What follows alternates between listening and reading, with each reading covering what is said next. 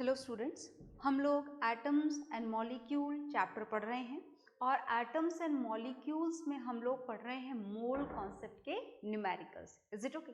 तो ये जो न्यूमेरिकल्स हैं आपने काफ़ी सारे कर लिए हैं और जो अभी तक करे थे वो थोड़े सिंपल न्यूमेरिकल्स थे। आज की क्लास में जो हम न्यूमेरिकल्स करेंगे दे आर मोर कॉन्सेप्चुअल, थोड़े ज़्यादा कॉन्सेप्चुअल न्यूमेरिकल हैं। मतलब समझ गए ना? मतलब आपको ज़्यादा ध्यान से सुनना है तो ही समझ में आएगा, ठीक है? अच्छा, जो मैं बता रही हूँ वो तो समझ में आ ही जाएगा डेफिनेटली। आपको ज़्यादा ध्यान से इसलिए सुनना है ताकि जो न्यूमेरिकल्स आपको होमवर्क में मिलें उन्हें आप अच्छी तरीके से कर पाएँ, है ना? तो सुनिएगा ध्यान से। मैंने यहाँ पर आपके सामने एनसीईआरटी बुक का ही क्वेश्चन लिखा हुआ है आउट टेक्स्ट एक्सरसाइज का, and this is question number 11th। Question number 11th हम सॉल्व करेंगे और हमारे जितने भी कॉन्सेप्ट हमने इस चैप्टर में पढ़े हैं सारे लग जाएंगे इस पर्टिकुलर न्यूमेरिकल के अंदर, है ना? तो ध्यान से देखिएगा कि ये न्यूमेरिकल आखिर हमको करना कैसे है। And in the question of the NCERT book, in the same book, one particular physical quantity is given there, that is the molar mass of aluminium is given there, and if we talk about the molar mass तो भूलिएगा मत कि जो molar mass है वो हमेशा किस में लिखा जाता है? ग्राम्स में लिखा जाता है। तो मैंने लिख दिया यहाँ पर 27 grams. This is the molar mass of aluminium. Oxygen का भी रिक्वायर्ड होगा वैसे आपको यहाँ पर, तो चलो ऑक्सीजन का भी लिख देती हूँ मैं।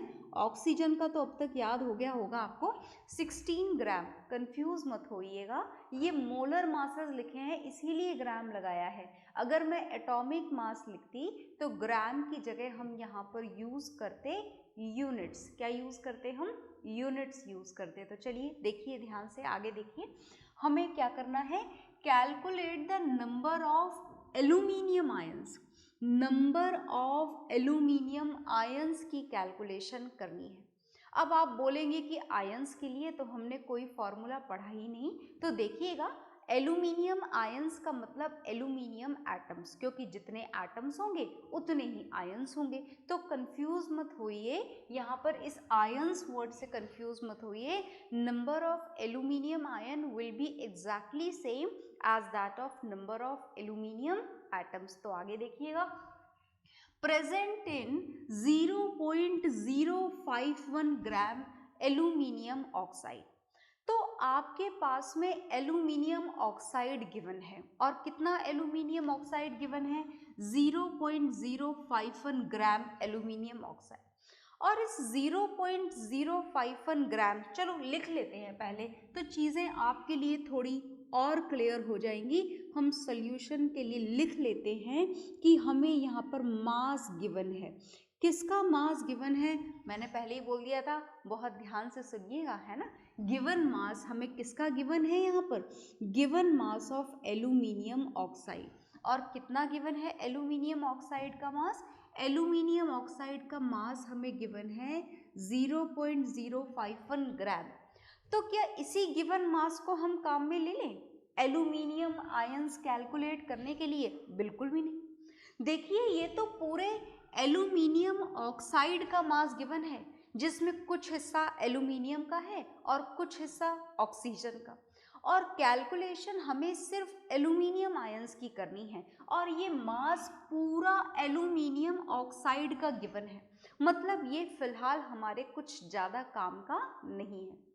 हमें यहाँ पर मास किसका पता होना चाहिए? हमें मास इस 0.051 ग्राम एल्यूमिनियम ऑक्साइड में ये एल्यूमिनियम कितना है ये हमें पता लगाना होगा।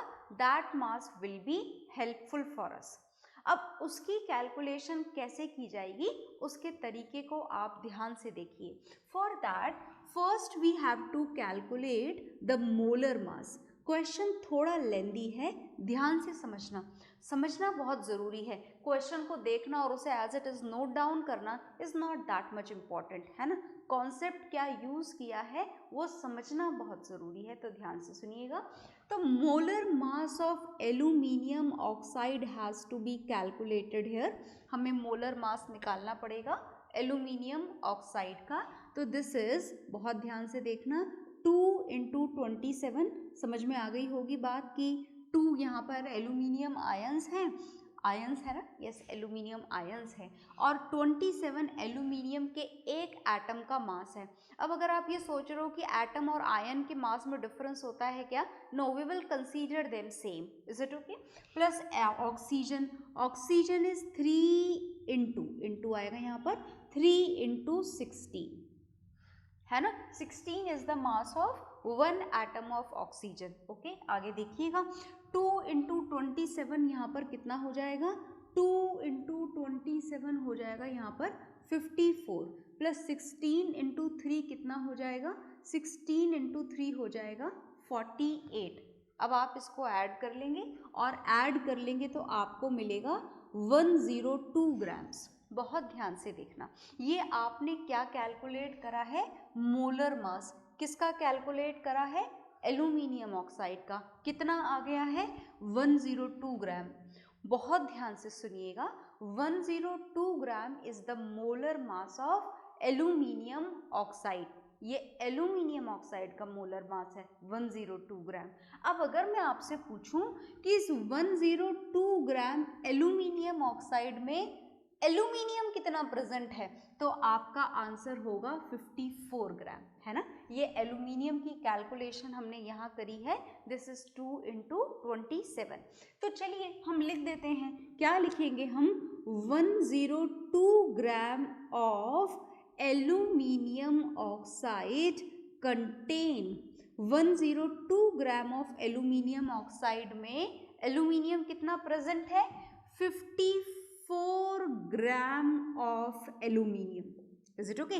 बात सिर्फ एल्यूमिनियम की करनी है, क्योंकि क्वेश्चन के अकॉर्डिंग आपको सिर्फ number of aluminium ions find करने हैं, राइट। तो आगे देखिएगा, पर हमें 102 ग्राम थोड़ा ना गिवन है, हमारे पास में एल्यूमिनियम ऑक्साइड कितना है, 0.051 ग्राम। तो इस 0.051 ग्राम में एल्यूमिनियम कितना प्रेजेंट है, इसकी कैलकुलेशन कर लें, यूनिटरी मेथड से कर लेते हैं। Now therefore 0.051 gram of aluminium oxide contains, किसकी कैलकुलेशन करी जा रही है, एल्यूमिनियम की। एल्यूमिनियम कितना प्रेजेंट है, 0.051 ग्राम एल्यूमिनियम ऑक्साइड में। इसकी कैलकुलेशन करने के लिए ये रहा आपका 54 divided by 102 multiplied by 0.051 gram, 0.051 grams. Is it? ध्यान से देखते जाइएगा, ये डेसिमल यहाँ से हटा लीजिए, और डेसिमल हटाएंगे तो यहाँ 3 zeros लग जाएंगे। ये 51 से कैंसिल हो जाएगा यहाँ पर 2 टाइम्स, और 2 से ये कैंसिल हो जाएगा 27 टाइम्स, और आपके पास में वैल्यू मिलेगी 27/1000। और इस 27/1000 को हम लिखेंगे 0.027 ग्राम्स ऑफ एल्यूमिनियम। तो मतलब आपके पास में जो गिवन मास था एल्यूमिनियम ऑक्साइड का, उसमें एल्यूमिनियम कितना प्रेजेंट है, उसमें एल्यूमिनियम प्रेजेंट है 0.027 grams of aluminium is there, right. आगे बात समझ में। तो चलिए आगे देखिएगा, अब हमारे पास में गिवन मास ऑफ एल्यूमिनियम हमें अब पता लग चुका है। कितना पता है, बहुत ध्यान से देखिएगा। Now given mass of aluminium is known and this is 0.027 grams. क्या आपको मोलर मास भी पता है एल्यूमिनियम का? Yes, it is given there in the question. Molar mass of aluminium is 27 grams. क्या आपको एवोगैड्रो नंबर पता है? बिल्कुल, एवोगैड्रो नंबर तो हमें याद रखना है। एवोगैड्रो नंबर आपको कितना याद है? 6.022 × 10⁻23। तो 3 values are given there. Now are you able to find out the number of aluminum ions? Yes, we can do it with the third formula. हम थर्ड फार्मूला जो आपने पढ़ा था उससे आप इसको सॉल्व करेंगे। और चलिए हम थर्ड फार्मूला लिख लेते हैं। याद है ना आपको थर्ड फार्मूला? क्या है third formula? Third formula is given mass. Given mass को किससे डिवाइड करना है हमें? गिवन मास को हमें डिवाइड करना है मोलर मास से, is equal to given number of particle which are not at all given here, so not write the word given, ये नंबर ऑफ पार्टिकल्स लिखेंगे। नंबर ऑफ पार्टिकल्स की जगह आप यहाँ पर नंबर ऑफ एल्यूमिनियम आयंस लिखें तो ज़्यादा बेहतर होगा, क्योंकि आपको कैलकुलेशन इसी के लिए करनी है। And this has to be divided with the Avogadro number. आपको किससे डिवाइड करना है इसे? एवोगैड्रो नंबर से डिवाइड करना है। तो देखिए आगे ध्यान से, अब सारी वैल्यूज़ का सब्स्टिट्यूशन कर दीजिए। नंबर ऑफ एल्यूमिनियम आयंस को इधर ही लिखे रहने दीजिए, क्योंकि इसकी कैलकुलेशन चल रही है। ये एवोगैड्रो नंबर इधर जाकर न्यूमरेटर के साथ क्रॉस मल्टीप्लाई हो जाएगा। तो हम वो वाली स्टेप थोड़ा मिस कर रहे हैं, आप चाहें तो लिख लें। I am going to substitute the values directly है, तो you can also substitute it directly. So given mass of aluminium, क्या हमें एल्यूमिनियम का गिवन मास रखना है या एल्यूमिनियम ऑक्साइड का गिवन मास रखें? सोचें ज़रा दोबारा से।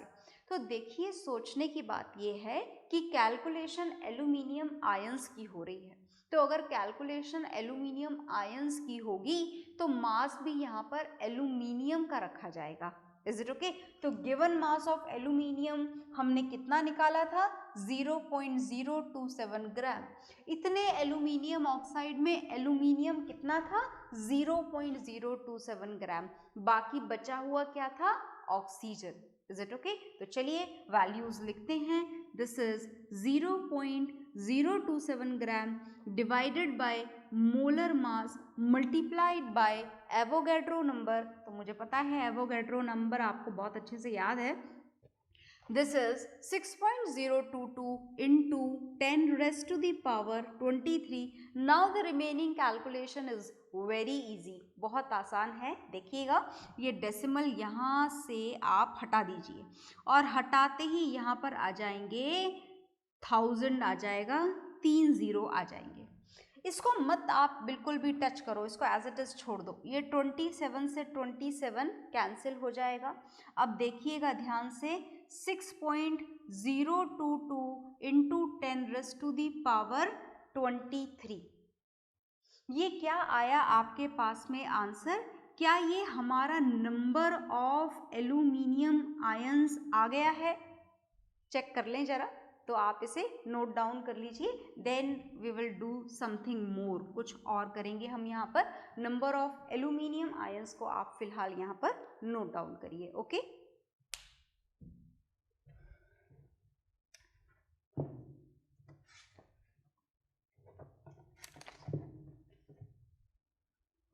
तो आपने यहाँ पर नंबर ऑफ एल्यूमिनियम आयंस की कैलकुलेशन कर ली है। नोट डाउन आपने इसको कर लिया होगा।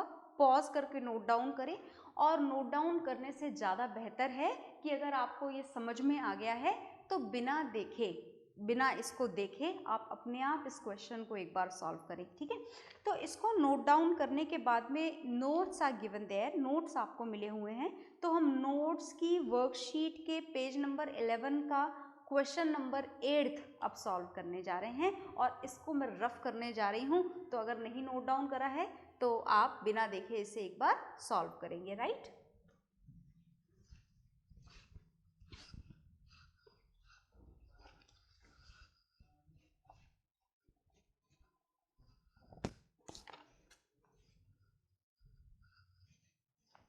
क्वेश्चंस इसके डिफरेंट हैं। एटम्स एंड मॉलिक्यूल्स चैप्टर आप पढ़ रहे हैं। न्यूमेरिकल्स में कैलकुलेशन खूब सारी है, कॉन्सेप्ट भी खूब सारे हैं।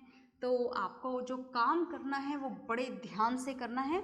वीडियोस को देखना है, बहुत ध्यान से देखना है।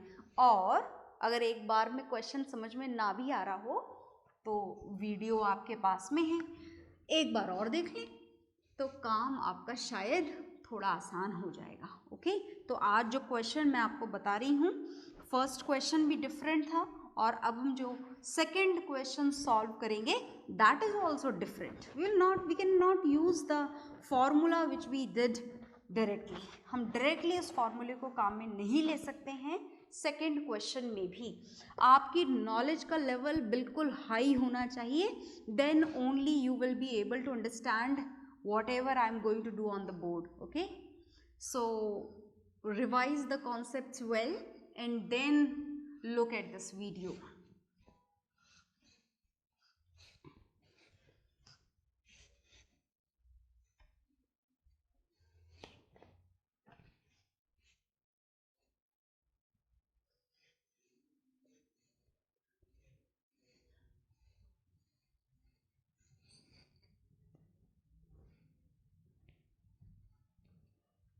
चलिए भाई, तो हम नेक्स्ट क्वेश्चन सॉल्व करने जा रहे हैं और next question is very conceptual, is more conceptual than we did in the last question. तो हम क्वेश्चन नंबर 8 करने जा रहे हैं. Question is already there with you, तो आप चाहें तो क्वेश्चन यहाँ से नोट डाउन करें और चाहें तो वर्कशीट में से मेरे बताने से पहले सॉल्व कर लें, तो बहुत मज़ा आएगा आपको. देखिएगा ध्यान से, मैं तो कर ही रही हूँ. Now according to this question, calculate, किसकी कैलकुलेशन करनी है? Calculate the mass of carbon dioxide. Carbon dioxide का मास हमको कैलकुलेट करना है. बहुत ध्यान से करेंगे, बहुत बढ़िया बढ़िया क्वेश्चंस हैं सारे ही, which will contain the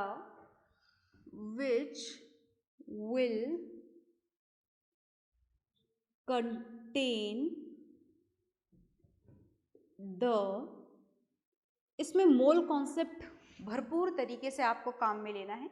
which will contain the same number of molecules, which will contain the same number of molecules as are contained in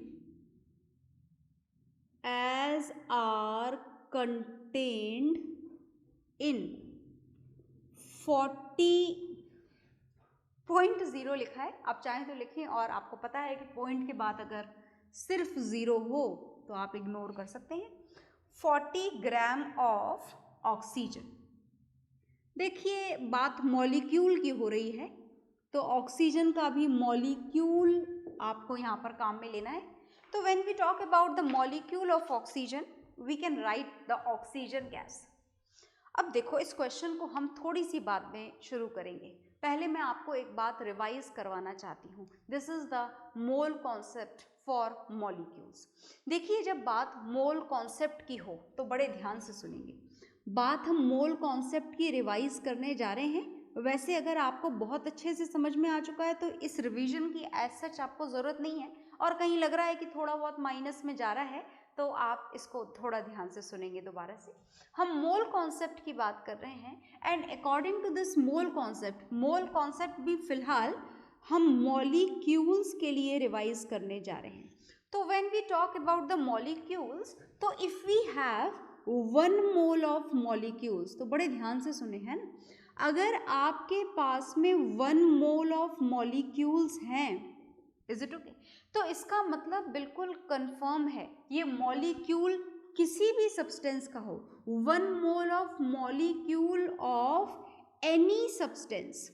any substance का मतलब कोई सा भी मॉलिक्यूल हो सकता है. हो सकता है कि आपके पास में, बताऊंगी अभी थोड़ी देर में आपको ऑप्शंस भी बताऊंगी. तो this will definitely contain 6.022 into 10⁻23 molecules. ये बात बिल्कुल फिक्स्ड है ना.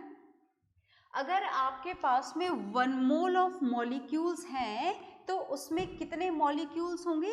इतने मॉलिक्यूल्स होंगे. क्या आप इस बात का मतलब समझे? इस बात का मतलब ये है कि अगर आपके पास में 1 मोल ऑफ वाटर है, आपके पास में 1 मोल कितना है? वाटर.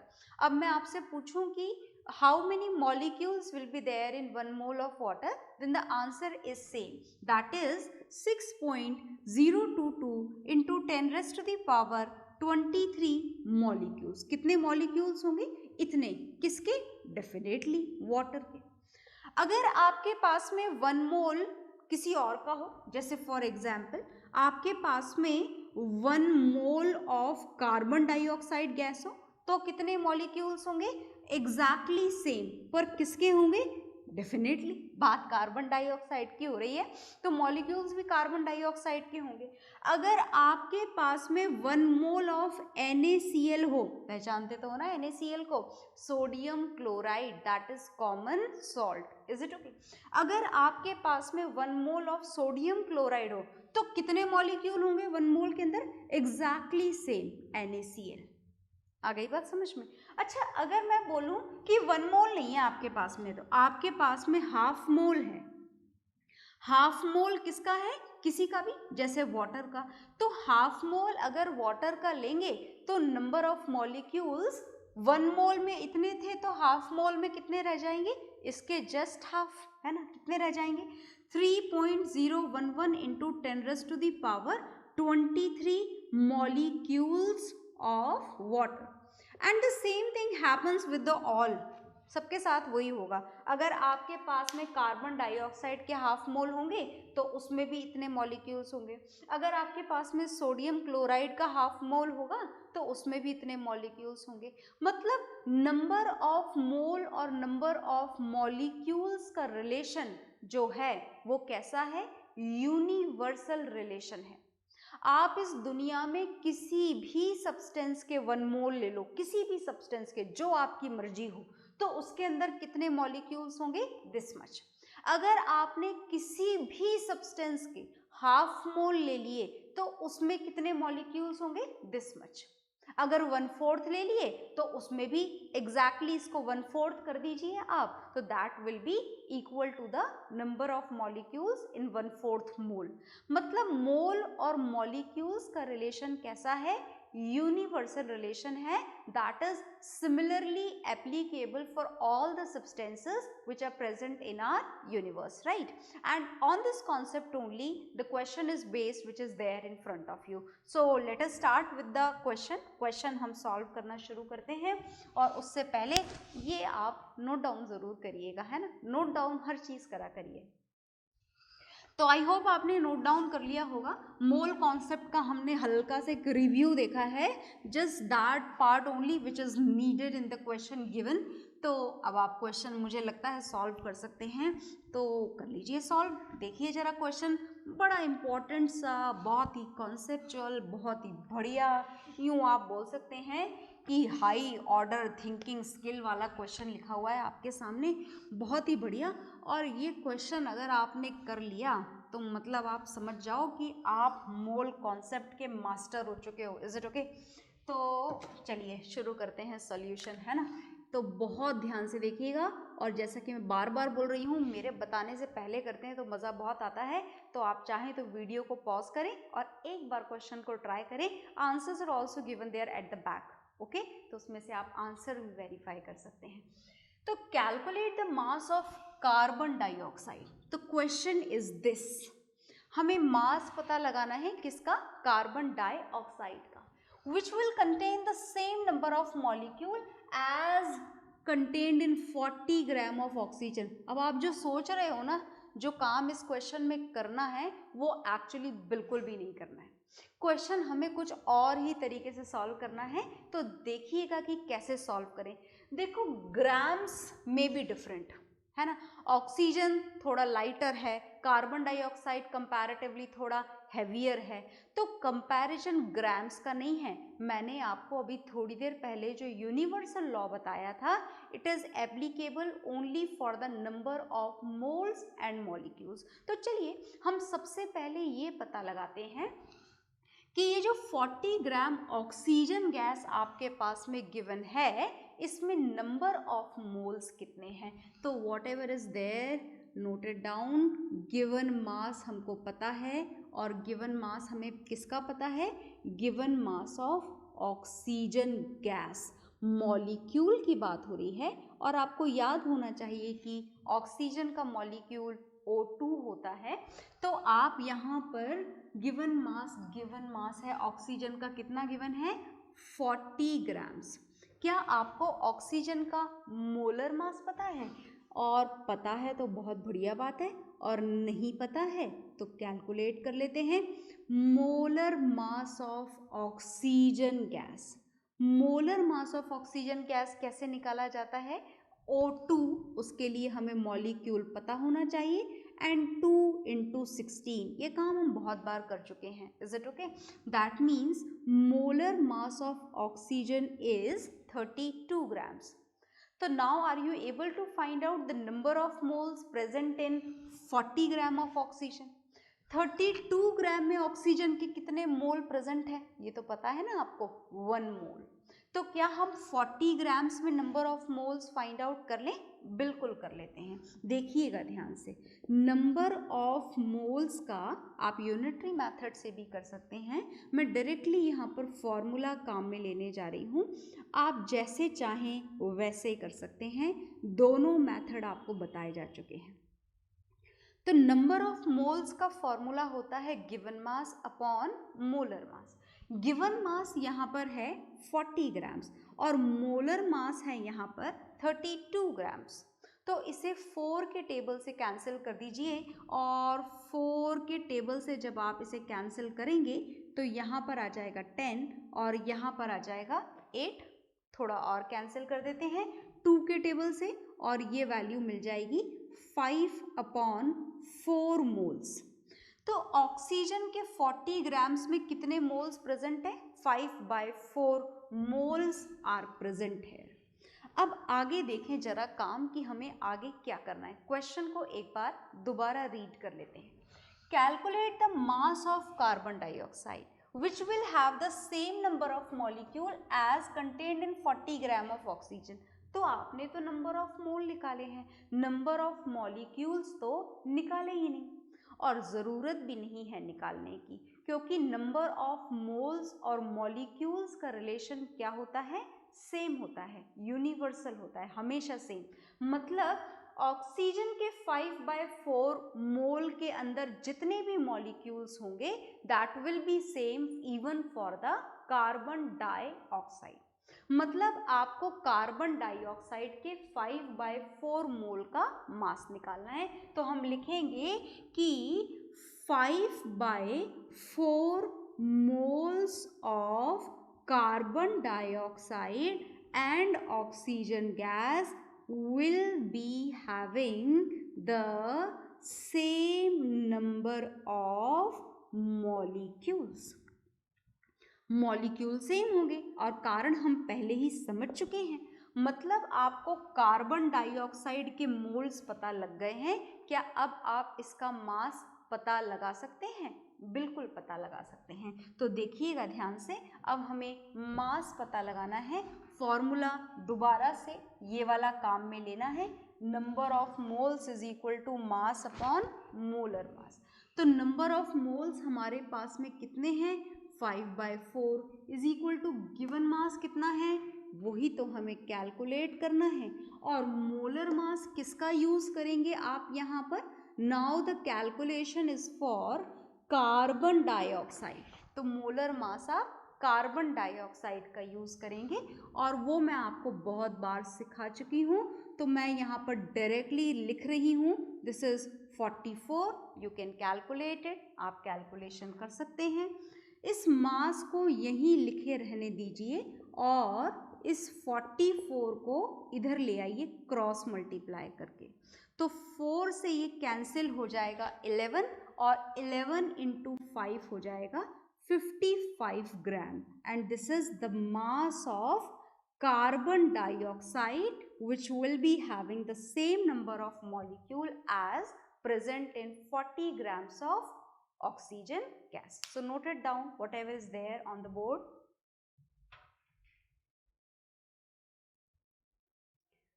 तो आपने ये नोट डाउन कर लिया होगा, और इसके नोट डाउन के साथ में मुझे जितने भी क्वेश्चंस आपको बताने थे मैं बता चुकी हूँ।